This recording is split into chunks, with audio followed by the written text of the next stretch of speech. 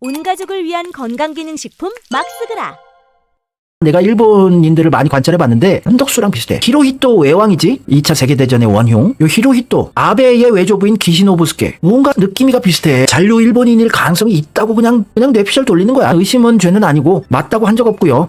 왜냐면은 잔류 일본인, 잔존 일본인이라는 존재가 아직도 상당해. 1945년 일본의 패전 이후에 조선이 해방되기 전 일제시대 조선 드림을 꿈꿨던 일본인들이 260만 명이 조선에 와서 살았었어. 35년간. 조선인의 피를 빨아 공장이다, 가게다, 사업이다 해서 부를 축적했다고. 그 당시 조선 제일 부자들이 다 일본인들이었다고. 근데 전쟁에서 이제 패배하고 본토로 돌아가야 하는데 미군에서 재산 반출을 제한했어요. 너희들 재산 가져가면 안 돼? 현금은 1,000엔, 휴대가 가능한 보따리 정도. 근데 당시 조선 기업의 85%를 차지하고 있을 정도로 가진 게 많던 일본인들은 재산을 포기하고 갈 순 없지. 일본 가서 거지로 살 순 없잖아. 그래서 애들이 아이디어 떠올린 게 조선 족보를 사서 조선에 남자, 우리 재산을 지키고, 이렇게 선택한 거였지.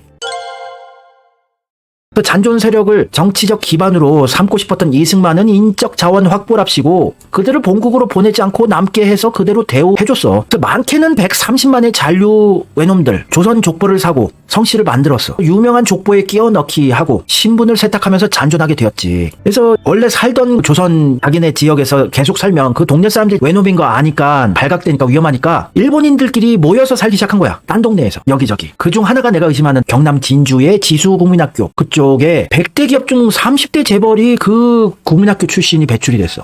거기에 삼성 이병철도 있고 교성그룹 조홍재도 있고 조선인이 많지 않은 곳에 털을 잡고 자기네들끼리 여기저기서 모여 살기 시작했지. 그게 호남 쪽에도 있고 경상도 쪽에도 있었을 거야. 그래서 사회로 기어나오고 정계로 진출하기 시작했지. 걔네들이 세력을 결집한 게 국힘의 시작이었다고. 그들의 권리, 돈, 권력 이걸 지키기 위해서 정치 세력화 하는데 정치적 이념이 있어야 되는데 뭐가 있겠어요. 주장할 수 있는 건 반공밖에 없었던 거지. 반공으로 하나가 된 게 국힘의 시작이었어. 거기에 친일 매국노 또 잔존 일본인, 잔류 일본인들이 다 결집해서 아직까지 명맥을 유지하고 있던 게 국힘이라고 볼 수밖에 없어. 그러니까 우리나라만 정치가 진영이 이상하지. 원래 보수다 극우다 얘네들은 나라를 사랑하는 사람들이야. 원래 원칙을 중시하고 이재명이나 독립운동 하시던 분들이 원래 보수라고. 진짜 강렬히 나라 사랑하고 국익을 최우선으로 하고 중국이다 일본이다 국익에 반하는 세력들 막 까고 비판하고 일장기 전범기 불태우고 이런 사람들 원래 극우가 해야 할 일인데 얘네들 일장기를 들고 다녀. 성조기 들고 다니고. 얘네들이 이상한 스탠스, 이해할 수 없는 스탠스. 근본적인 이유가 잔존 일본인들과 친일했던 자들이 모여서 만든 정당이기 때문에 그런 것 같아.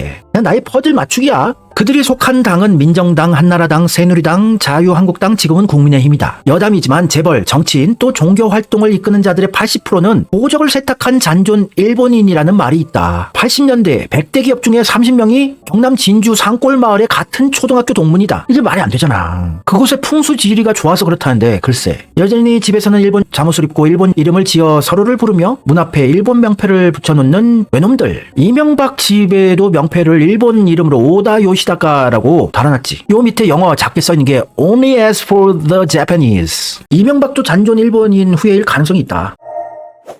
호사카 유지 교수도 일본인이지만 이런 얘기를 했어. 해방 후에 외구 1만 명 이상 남았을 것이라는 증언이 나왔었다. 잔류 외구의 실체를 밝혀야 대한민국이 일본에 흡수되지 않는다. 어디 많았냐면 쌀 곡창지대인 김제평야, 전북 김제, 한덕수가 전북이잖아. 그리고 공출 항구가 있던 군산 일대 부자 일본인 1만 명이 있었다. 그래서 호남 쪽에서 국힘 찍는 사람들은 잔류 일본인일 가능성이 높다고 봐. 그래서 일본인 돌봄회가 전국에 20군데 있었고 땅을 팔아서 현금화를 했었대요. 또 대부분 일본에서 가난한 자들이 건너와 부자가 된 것이기 때문에 조선에서 일본 패망 후에 일본으로 돌아가지 않고 조선에 남고 싶어 했다. 당시 일본은 조선 총독부에 공문을 보내서 너희들은 돌아오지 말고 조선에 남아라고 했대. 지금도 그 공문이 있대요. 조선에서 돈 많이 벌고 살던 사람들이 일본에서 하층민으로 살던 사람들이야. 조선에 돈을 벌러 온 사람들이고 일제가 이들에게 조선인 토지를 몰수해서 나눠줬다. 패망할 때까지 부를 축적하였고 재산이 엄청났다. 패망 후에 거의 빈손으로 일본에 돌아가느니 한국에 남아 한국인으로 살고자 하였다. 미 군정이 일본으로 돌아가라고 하였지만 어떻게 해서든지 조선에 남으려고 했대요. 한국말도 배우고 땅도 팔아서 현금화하고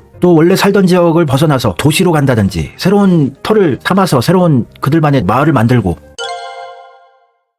예전에는 온라인 디지털화 되지 않았기 때문에 군청이다 동사무소 직원들한테 뇌물 좀 주고 호적 사고 이런 거 충분히 가능했다고 위조하는 게, 또 당시 공무원들도 다 일본인이었기 때문에 호적을 한국인으로 바꾸는 일은 어렵지 않은 일이었다. 그래서 호사카 교수가 이 같은 사실을 확증하면서 1,000엔만 가지고 일본으로 돌아가라고 했는데 지금 돈으로 200만 원 정도예요. 이걸 어떻게 가지고 나가? 그 당시 수백억 수천억 지금 돈으로 이상 가지고 있던 사람들이 200만 원 가지고 어떻게 일본을 가냐고. 그래서 호사카 유지 교수가 자기가 실제로 만났대, 잔류 일본인을. 이름만 대면 다 아는 굉장히 유명한 사람 저한테 와서 얘기를 했대요.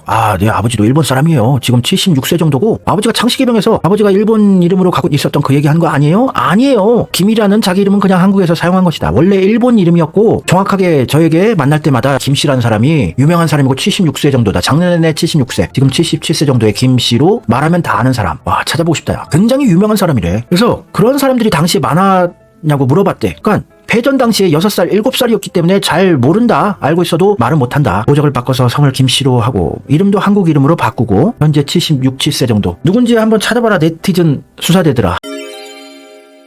근데 오히려 박정희 전두한테 숨죽이고 숨어있다가 민주화가 되면서 정권이 5년마다 바뀌는 것을 알고 친일파 정권을 세우기 위해서 일본인 극우 세력과 연대하여 공작에 나섰대요. 일본 국가기본문제연구소가 뉴라이트와 관련된 대표적인 극우 단체다. 그래서 이명박 박근혜에 이어 윤석열을 대통령으로 만들어서 대한민국을 장악하기에 이른 것이다. 잔류 일본인들이 외놈이라는 거 안 걸리려고 일부러 더 으리으리한 한옥에 살고 오히려 더 한복 두루마리 입고 다니고 오히려 더 보러 안 가려고 조선 도자기다 전통 문화재들 막 사서 모으고 이랬다더라고.